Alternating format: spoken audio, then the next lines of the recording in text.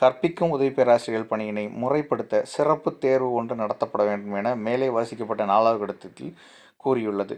அரசு சட்டக் கல்லூரிகளில் நேரத்தை செலவழிக்கும் மற்றும் பயனற்ற செயலாகும்.